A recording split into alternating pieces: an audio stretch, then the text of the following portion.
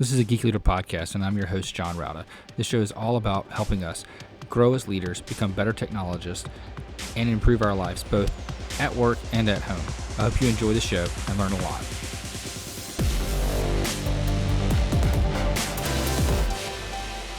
Welcome to episode 215 of Geek Leader Podcast. I'm your host, John Rauda, and today's sponsor is Private Internet Access.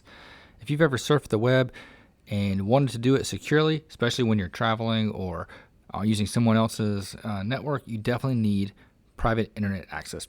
Private internet access allows you to have a secure VPN without them logging what data what you're doing, what transactions you're making, or anything like that, to connect to anywhere in the world. You can also change your default location so it appears as if you're coming from a different place. Why is this helpful, you say? If you're not doing anything nefarious, well, it's really helpful if you want to test DNS resolution from different places and different time zones. It's a really cool tool, and it's not very expensive at all. You can get plans starting at $3.99 a month, and you can find out more by going to geekleader.com/VPN. Again, that's geekleader.com/VPN. All right, Geek Leaders. Today on the show, I have David Nour, and he is the author of a bunch of books, including one called Curvebenders, which we're going to be talking about today. He's a senior leader, board advisor, educator, and executive coach. He helps people with leadership, which is why he's going to be on the show helping us. And with all that being said, David, welcome to the show. John, it's good to be with you. If you don't mind, just tell the audience a little bit about how you got to where you are today and kind of what are some of the things that you're doing today, just to lay some context for the conversation we're going to have. Sure. So this is year 19 of my practice. I'm an author, I'm an advisor, I'm a coach, I'm an educator. The way I got here was I'm originally from Iran, came to the US in 1981, John, with a suitcase, $100, didn't know anybody and didn't speak a word of English. Oh, man. I landed JFK with the badge around my neck. I put this kid on a Eastern airline flight to Atlanta, and he literally doesn't speak any English. The reason I share that story is over the years, there's been several phases of something from nothing. Early part of my career was technology, IBM, Silicon Graphics, business objects, sales management, product and marketing side. Then I went to what became PwC and cut my teeth in consulting, grad school at Emory University in Atlanta, after which I became president of a SaaS company. We merged and sold that business, and I spent 6 years at a private equity firm, and we bought and sold 110 different companies. So I got a chance to see a lot of different leadership styles, a lot of different team dynamics, and that really became the genesis for my own practice. For the last 19 years, my passion and my focus has been this idea of strategic business relationships. How do we build them? How do we nurture them? How do we sustain them? How do we screw them up? How do we fix them? How do they bolster our success into not just finishing that IT project deployment, but really removing friction from what the business users are trying to do, grow. And by the way, it also elevates our brand and creates promotions and bigger responsibilities and so on and so forth. So that's a little about me. So why did you come to America from Iran? Oh, fantastic question. What's the why? Yeah, no, we were actually living in Kuwait. My parents are retired college professors in Persian literature and Persian history, and the regime had changed. My parents had the foresight to realize there just wouldn't be a whole lot of future for me in Iran. So I've got a couple uncles in Europe. They said, no, thanks. I had 3 uncles here in the US. 2 of them said, no, thanks. One of them said, we'll take him for the summer. And when I got here, my aunt's American. She convinced my uncle. This was an aunt and uncle that I hadn't seen since birth. My aunt convinced my uncle that sending me back to Iran would be a death sentence because Iran was in the middle of that Iran-Iraq war. So my parents gave me up for adoption. My aunt and uncle adopted me, and that's how I was able to stay here. Wow, what a story.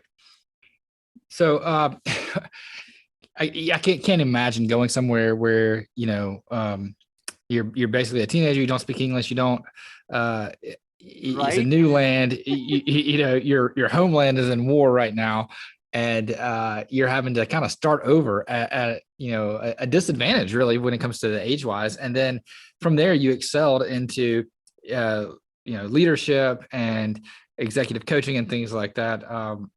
Did any of that help you or hurt you, or how does that all correlate? Very, very, very kind of you to say. And I don't know about you, but I've got a couple of teenagers now, and I can't, as a parent, I can't imagine sending them. Imagine, you and I saying our kids, hey, I'm going to ship you over to China. You don't know anybody.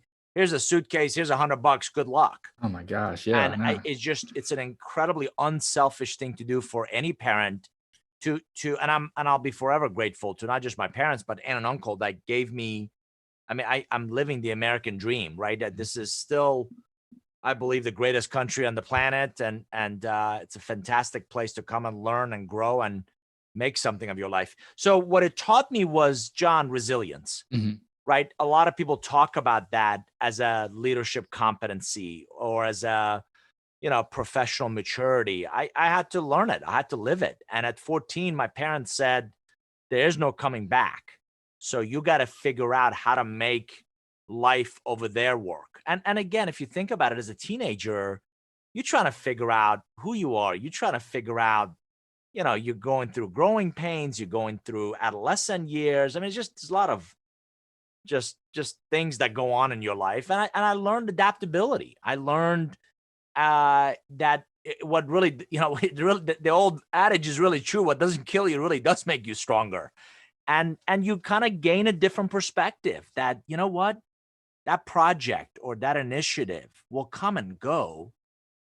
It's really not that big of a deal in the bigger scheme of things, and how to Mhm. keep things in perspective, and how things are never as bad or as good as they seem. So the more you can be the duck above the water, I think the easier life becomes. And you start to realize that I've seen this movie and I know how to overcome these obstacles. So what I learned was, do the best that you can with the information that you have, and learn how to adapt to very different environments.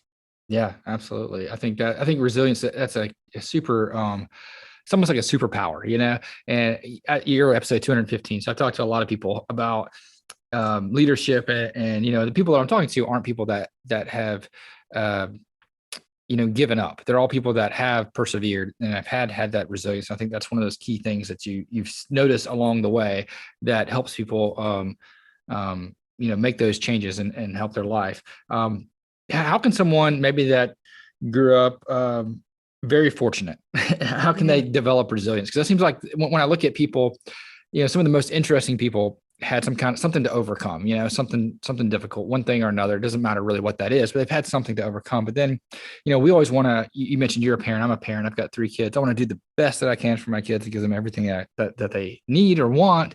Yet, how can I make sure that they instill resilience and get resilience when they've grown up fortunate? Yeah, the best way that I can describe resilience for your audience is think of it as elasticity, right? So Yeah. ideal if you think about resilience almost like a theater act, before, during, and after.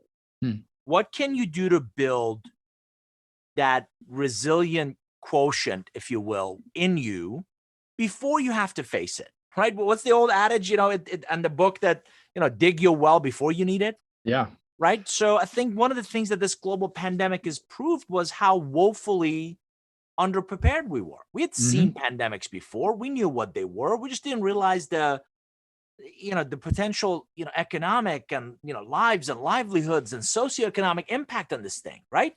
So you've got to build your resilience. You've got to do scenario planning. You've got to think through.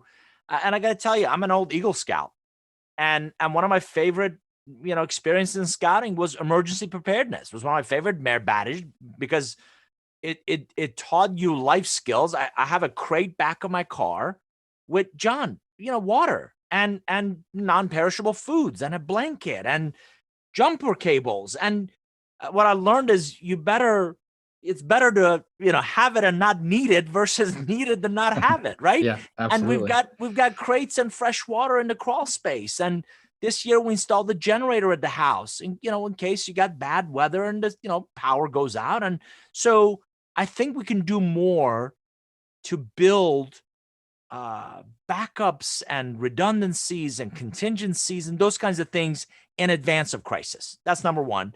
Two, going through a crisis, again, if you think of resilience, if you think of elasticity, a rubber band, you pull it and it actually accelerates its trajectory through that point of friction, right? So how do we get through this with whatever available information we have And that all goes to removing friction, removing bureaucracy, removing, good God, some of the companies I've worked for, you need 18 signatures to get anything done. Yeah. And that bureaucracy does nothing but kill creativity and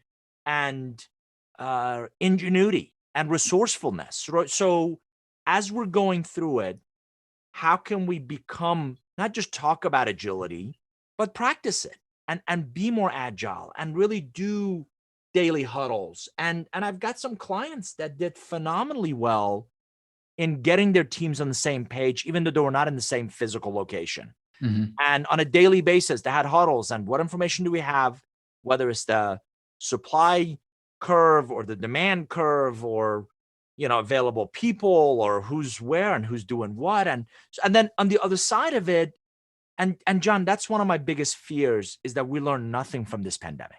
Yeah. And if that happens, I think it'd be an incredible disservice to leadership, because we better figure out how to capture what did we learn, what are we going to do more or less of, what are we going to do differently the next time comes. By the way, all of our research points to this pandemic as one example of 15 forces that are going to continue to disrupt not just the way we work, but also the way we live and the way we play and the way we serve others. So if any of your audience members are under the illusion that we're not going to get disrupted again, I've got some beachfront property in Arizona I'd like to sell them, because it's going to happen. And it's going to happen much more often. So how can you prepare? How can you go through it with more intentionality? And certainly, how can you learn more on the other side of it? Yeah, absolutely. And I mean, we're seeing that today, even, post-pandemic, we're getting other things that we didn't think about, like ransomware is becoming, Right. significantly stronger and affecting things like you say, well, my network's, secure. I'm prepared.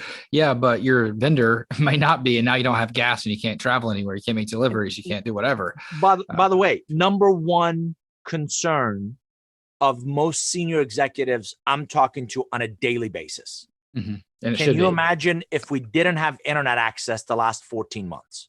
Yeah.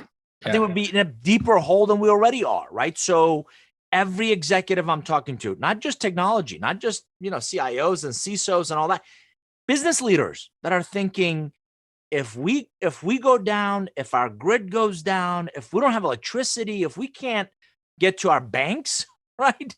It just, it has the potential to create enormous havoc in our lives. So cyber is a massive, massive area that could potentially be the next big disruption, as could natural disaster. Absolutely. As could, geopolitics and a lot of other things that, we certainly have no control over, just like this pandemic, but there's certainly things we can do to prepare. Yeah, absolutely. And I was talking about it today, like, what will be next? Will it be a solar flare that knocks out the power for, a couple of weeks? What will it be? I don't know, but you're right. We've got to do something to prepare.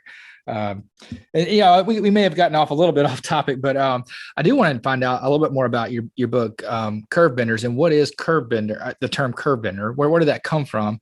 Sure. And how can we apply this to the things that we're talking about right now? Yep. So straight answer to your question, Curvebenders are a few strategic relationships that have a profound impact on your personal and professional growth. So that's the simplest definition I can give you. And as an example, think of that early college professor that lit a fire in you and set your rest of your academic journey. Or think of that early manager that took you under his or her wings. And John didn't just teach you about technology, taught you how to be a servant leader, an empathetic leader, how to listen more intently, how to demonstrate grace to others who are struggling. So beyond any short-term transactional help, beyond any short-term transactional or event-driven coaching or mentoring or a great boss, Curvebenders leave an indelible imprint in shaping who we become. To understand that concept, I think it's important to take a step back. My first book was called Relationship Economics, and in it, I talked about how to turn everyday contacts into business relationships. Well, if you think about those business relationships, as you invest time, effort, resources in getting to know each other, and you develop that trust and that rapport and that mutual exchange of value, some of those relationships, if you think of a stair step, become what I call strategic relationships. They push you, they elevate your thinking, they enhance your perspective. Some of those strategic relationships over time, title of my 10th book, you co-create a unique value, a unique approach to solving a market challenge or an opportunity where you have a demonstrated vested interest in its long-term success. A few of those co-creator relationships, a few of those strategic relationships really stay with us for our lifetime. And those are the people that I call curvebenders. So what do we need to do to be a curve bender to someone else? Love that. So that's my favorite question, because whenever I tell people that curve benders can profoundly shape both your direction and destination, the logical question is, well, who are they? Where are they? Where are these magical, mystical people? Where can I meet one? And by the way, can I meet one this afternoon? Because I've got a really important meeting tomorrow, right? And that just doesn't quite work that way, number one. Number two, a bigger question is the one you just asked, which is, how do we all become curve benders in the lives of others? And let me just give you 3 attributes that came up in our research, interviewing over 100 executives. Number one, you have to care. You have to genuinely, authentically care, and not just in what you say, but in how you show up for others. Number two, you have to demonstrate a vested interest in that person. And by that, I mean, we're so afraid of, John, not offending that we don't say anything. Yep. Versus pulling that person aside and saying, Chris, you are a brilliant technology guy, right? You've got superpowers when it comes to tech. But you know what? You're also abrasive as hell. And as long as you keep rubbing people the wrong way, they're never going to see that brilliance. That's a conversation most of us are afraid to having. Whereas true curve benders, they don't mind bringing that tough love. They don't mind bringing that level of candor that isn't just an opinion or a statement. It shows that they want the best version of us. They see, John, the best version of us, even when we can't see it ourselves. And if you begin to practice genuine, authentic caring, demonstrated vested interest in others, and that tough love that is intended to elevate, bolster, dramatically, profoundly help them succeed in the future, then you may not know it today or next week or next month, but years from now, they'll remember you, and they'll remember what they were able to achieve because of you. Yeah, absolutely. And I know when I look back on my career and I think of a curve bender in my life, I can go back. I can tell you one right now. Greg Alston. He was an SVP at a company when I first became a manager, and we went through one of those basic leadership training that companies put you through just to kind of check the box that they gave everybody leadership training. And in there, they ask you, one of the consultants that was there said, hey, why don't you guys reach out to somebody in your company that's higher up than you and ask them to be your mentor? So I said, oh, that's a great idea. So I sent an email to all the C-level and SVPs in our company because I didn't know who I'd want. I figured it'd be better to have options. Send them all individual messages asking, hey, would you be my mentor? I'm a new manager, blah, blah, blah. And most people wrote back and said, no, I'm not interested in taking on a mentor. I'm too busy. I'm getting ready for retirement, this, that, and other. Either way, I never got any response except for one. And that was Greg. And he wrote me back and said, yeah, I'd love to take you up on your opportunities. Like, but I don't know if you want to learn from me because, I don't know what I have to offer, but I'll give it my best shot. And then one day I had 2 people quit on the same day. And that was probably when I hit rock bottom of that leadership, management cycle.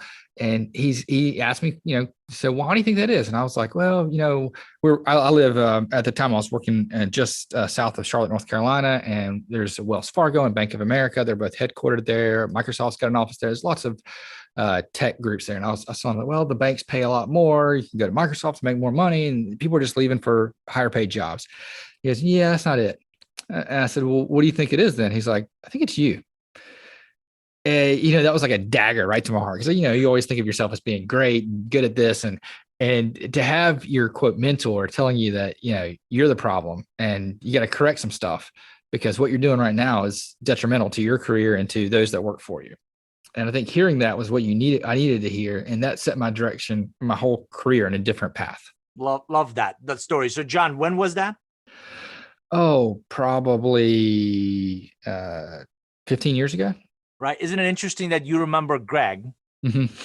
and not a whole lot of other people that you've worked with? Yep. Because that's an example of they shape us. They shape us as leaders. They bring something that might be a blind spot. They might bring something that we haven't thought of. And yet years later, we remember them. We remember where we were. We remember what we were doing. And again, just like you did, we remember the manager, the leader, the human being that we are today is because of these curve benders in our lives. Mm-hmm. Yep, absolutely.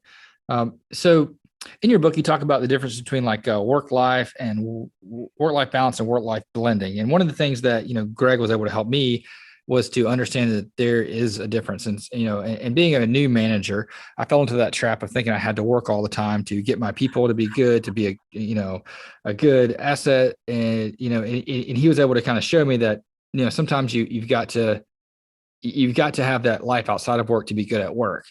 And in tech, we see it a lot. We see a lot of people struggling with work-life balance, especially now that we're at home and people are working at home. I've noticed, people working all the time, always responding, always available. And they have their phones, they're constantly connected. What is your take on this, and what can we do?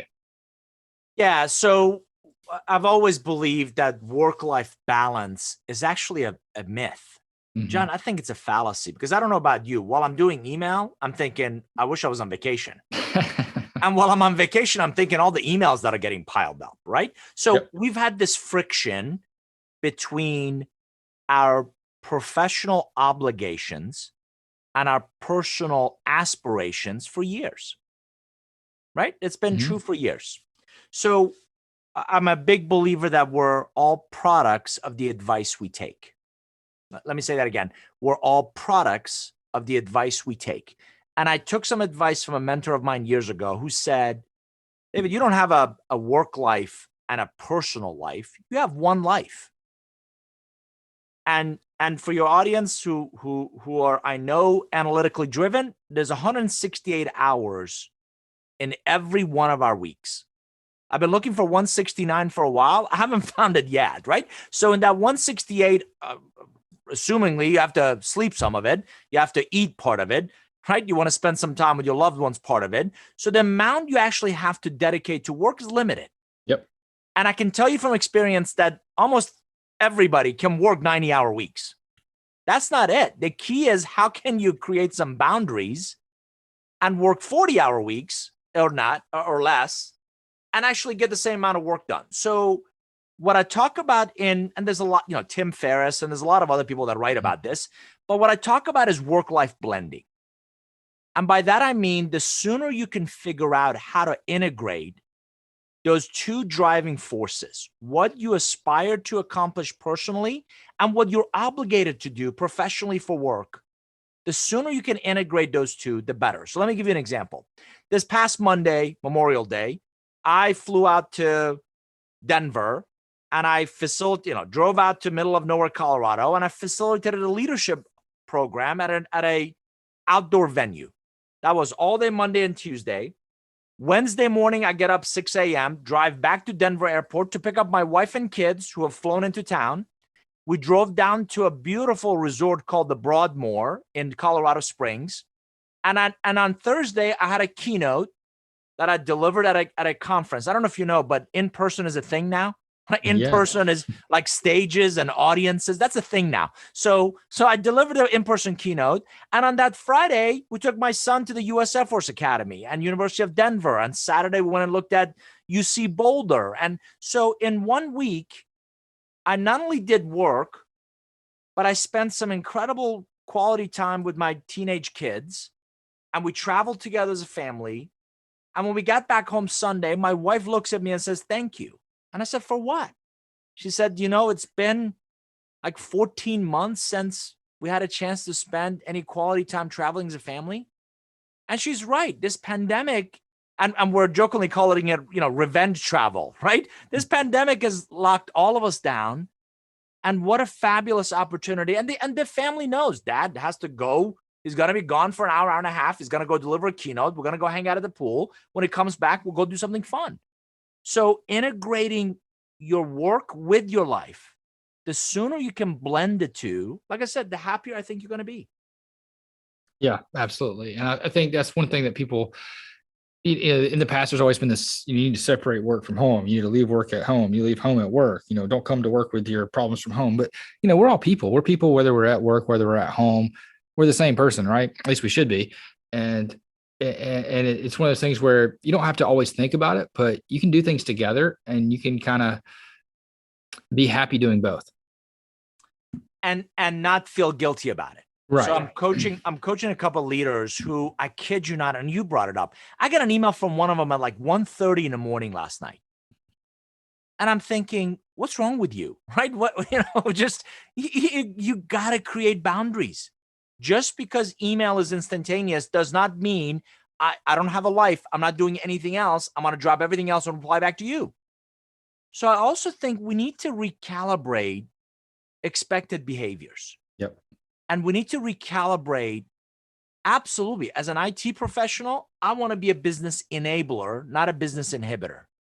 So I'm always looking at, how do I streamline? How do I optimize our processes? How do I digitize kind of what we do and how we do it? And how do I digitalize self-service?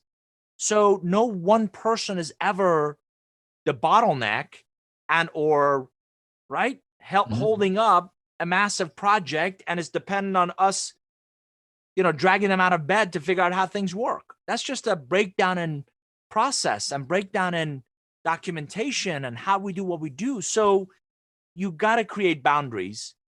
You got to create level set expectations, and you got to be selfish in some ways with the quality of your life. Yeah, absolutely. I think I had that. There was a book that I read probably 10 years ago called Boundaries for Leaders that kind of helped me, set those boundaries. And I remember when I first wanted to try to set boundaries, so, we have this fear. I think it's natural for people to be afraid to set boundaries, right? And I had this fear that if I wasn't always available and wasn't always responding, that somehow I would lose my job. And one of the things I took away from it was that I needed to have a conversation with my boss and let him know that, hey, and this was after my second kid was born and I was still working 60 hours a week. Now I went to him and said, hey, sometime between 5 and 6, I'm going to leave the office and I'm going to have my phone off until my kids go to bed around 8:30. And then at that time, I'll check email, I'll catch back up if I need to and see what goes on. But, between that 5:30, when I, leave the office and my kids go to bed, I'm going to be on dad time, not on work time. And that's just got to be okay. And I remember having that conversation. Boss says, I never expected you not to, it was never, it was, you put that expectation on yourself, and that's kind of one of those things that I think a lot of us leaders do is we put those expectations on ourselves that aren't really there. You're exactly right. That the self-imposed limitations. The other thing is you asked about my immigrant background and, we talked about resilience, and listen, I can always go find another job. So if that employer doesn't understand that they need the best version of me to show up, and that best version has got a happy home, because by the way, I've never seen a really productive employee who's miserable at home, right? or a miserable employee that goes and becomes, Mr. Rogers at home, right? It just, it has a spillover effect, if you will. And if you're not fulfilled, if you're not happy, if you're just dead tired all the time, if you're, with a brand new kids, if you're not spending time at home catering to the family needs, when you're at work, you're going to be thinking about the family. And when you're at family time, you're thinking about all the work that's getting piled up. So this idea of work-life blending, I think, is just as relevant to employees broaching the subject with their leaders as it is astute leaders who are going to say, you know what? Why don't you go? The work will be here. Go take some time. And I read some, John, frightening stat that something like 60% of professional Americans don't take all the vacation they're allowed.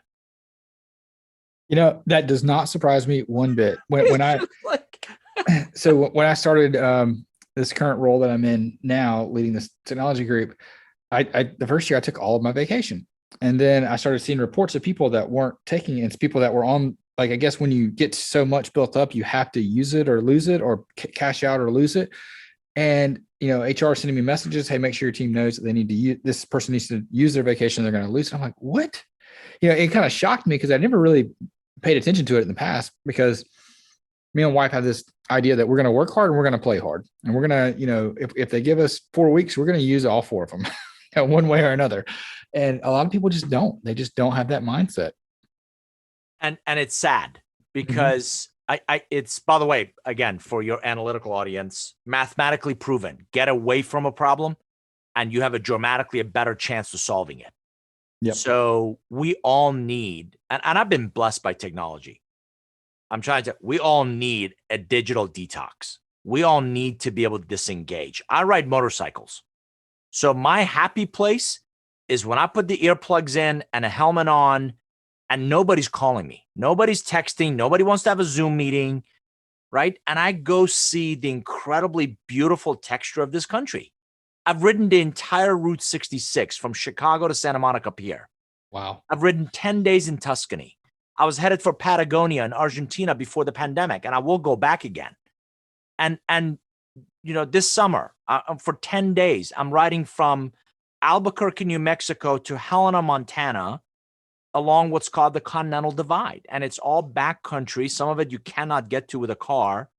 And if you see the pictures, it's some of the most beautiful landscape you'll ever see. And I'm doing that with my kid. So if you don't find ways to disengage, if you don't find ways to take those vacation days, and I'm saying this respectfully, and then some, it's a disservice to your mental health. It's a disservice to your family. It's a disservice to your employer in many ways, because I can't believe you're at your best working 360 days a year. Yeah, I agree 100%. I have to take, a spring break trip with our kids, a summer vacation, a fall trip, and a Christmas trip. If I don't, I'm not going to be good. I'm going to be burned out. Like this year, being, restricted from travel with the pandemic and things like that, it's been frustrating, just to not go as much and to always be around. And luckily things have kind of opened back up. We've been able to, go on some trips and have one. I actually have one next week. So it's been great to get things back going. Just curious, with all your travels and things that you're doing, what are you looking forward to most post-pandemic? That's a great question. So my parents are still back in Iran. Unfortunately, it's been now a couple of years. I don't go back to Iran, but I go somewhere nearby. I've been to Turkey. I've been to, we go to Dubai as a family, and I've been to Azerbaijan, and I try to see them at least once a year. And it's been about 2.5 years since I've seen them. So I can't wait. And vaccinations in some of these less developed countries are really tough to come by. So I can't wait to have them get vaccinated and be able to travel to go see them and have them see my kids. As you've got kids, the grandparents, and we Skype and they see them online, but it's nothing like hugging them or seeing them in person. So I can't wait for my parents to see my kids again. Yeah. I just, a couple of years is a long time, and, I guess I'm fortunate to be born in the States and living in the same state as my mom. So that's been, pretty fortunate. So let me ask you, one last, what should we, do to be the most relevant, curve bender that we can be? What are some, you mentioned in your book that there are some steps you can do to pave your way. What are some things that we need to do? Yeah. So it's been a few presidents since I've dated, right? But I want to take your audience back to when we all used to date, and I'm going to ask you a candid question. Did you ever try dating somebody who didn't want to date you? Right? It doesn't work, right? You admire them, but they don't know you're alive, right? So Right. so if you genuinely, if you authentically want to meet these people who are going to create a profound impact in your life, you have to be the best version of you. You have to create that brand, create that personal and professional presence that signals to these people that you're someone worth investing in. So you're exactly right. In the book, I outlined 7 steps that I believe will create the best path, if you will, for you to meet these individuals. So the 7 steps, very quickly, you got to start with a commitment. You got to start with it's a personal foundation, and it's a mindset. And I talk about, you got to bring a growth mindset. You got to bring a digital mindset and an entrepreneurial one. I don't care what logo is on your business card. You got to think and behave like an owner. And that ownership is how you show up. You do that, leads to a professional commitment. I've always believed, I don't care if you're a garbage collector, be the best garbage collector you can. So a professional commitment to not just meeting, but exceeding existing expectations in how you create value. And John, I'm a big proponent of, don't confuse vibration with forward motion. A lot of IT professionals confuse the output of what they do with the outcomes they create. So you're rolling out of some SAP system, good on you, but think bigger. Think why the company invested the time, effort, resources to deploy that platform or that technology, right? So professional commitment is number 2. Step 3 is a catalyst. And again, if you remember one of your first chemistry classes, it's a chemical reaction, typically in our brains, what I'm referring to, which is an awareness that either something's missing or you aspire to reach a different level. There's that financial guru, Dave Ramsey, who says the only way you're going to build a better relationship with money is you get sick and tired of being broke, right? Yeah. So the catalyst becomes that you've either reached a ceiling or you want to propel yourself forward. Step 4 is what I call immersive inquiry.